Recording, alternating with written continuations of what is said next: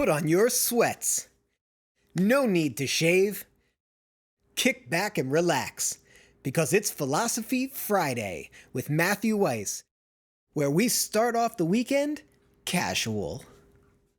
Hey folks, Matthew Weiss here. Welcome to Philosophy Friday. In this video, I want to make all of my potential sponsors and endorsees really mad. Okay, Black Friday is coming up, the holiday seasons are coming up, and what does that mean? Everything's about to be on sale, right? It is the time of the year for consumerism, and everyone's playing into it, particularly people who sell plugins. Plugins are an interesting market, because on the one hand, it is a very competitive market. There are about 20 million people buying plugins across the world. That's a pretty good purchasing base right there. So there are a lot of people who are vying to make the best plugins that they can. But that said, it's also a market that's becoming a lot more accessible. It used to be very, very difficult to get a plugin made. You would have to either know how to do the coding yourself, or you would have to partner with somebody who is really brilliant with the coding. But that is not necessarily the case anymore.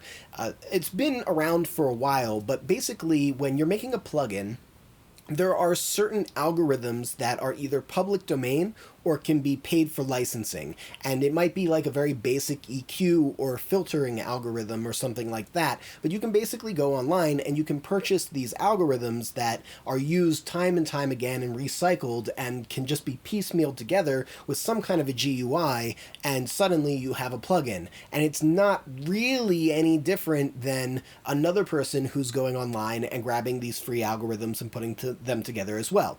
Now, I don't inherently think that that's a bad thing. I think that you can take stuff that's already out there and find new and interesting ways to put them together, and I think that that's legitimate. But I think that you can also find old ways of doing it and just packaging it in a fancy package, or, you know, tying somebody's name to it that's like a recognizable name and calling it something new when really it's actually just the same old, same old. The plugin market is... well, it's starting to become a little oversaturated in a lot of ways. It sort of seems like everyone and their mom is running some plugins and selling them.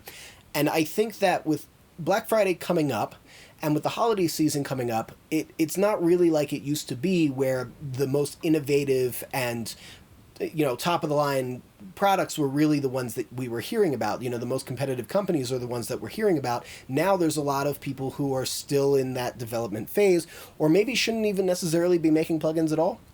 And so we need to be a little bit more guarded about how we are spending our money. And you might think, well, there's this temptation to believe that by buying during Black Friday and during holiday sales, you're saving money. However, and there is some truth to that, but however, if you're buying something that you don't really need, no matter how much you're spending on it, you're not saving money. You are spending it. And there's a lot of stuff to buy. So we need to be a little bit careful. How do we do this? Well, first of all, we want to be a little bit technical about what we're purchasing. Do your null tests. I made a video on null tests earlier this week. Check out how to do it. Read user reviews.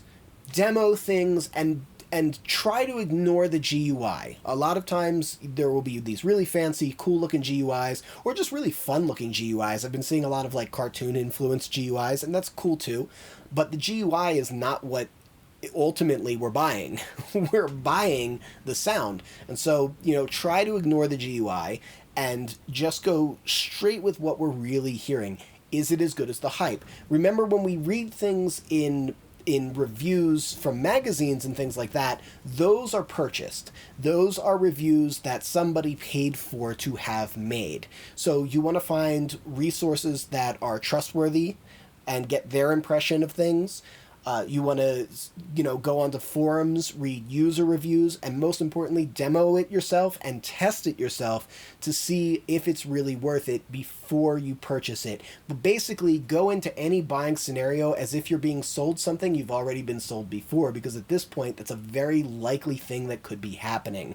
Now, in my channel, I don't have any paid sponsorships. The only paid videos that I've done are for Slate Digital, and those are specifically tutorials on how to use their products. They were commissioned very specifically from Slate, and I am very clear when those videos are paid for. Anything else you've ever seen, the most I've ever gotten from it is what's called a NFR, which is a not for resale, which is where somebody gives you the product for free, which, you know, I make it very clear with people, if I don't like it, I won't talk about it.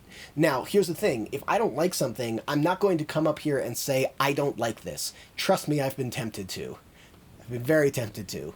But I reserve myself from doing that, because just because I don't like something doesn't mean that somebody else might not like something. There are other channels that are a little bit more straightforward with that stuff and will straight up tell you, like, I don't like this, here's why. And I love those channels. I just don't do it. I don't feel comfortable doing that because I don't want to analyze something incorrectly, and I don't want to disparage a company necessarily based off of one thing that I don't like, when they might turn around and do a bunch of other things that I do, or maybe other users are getting something great out of it and it's just my taste that is what's causing me not to like something. Neither here nor there.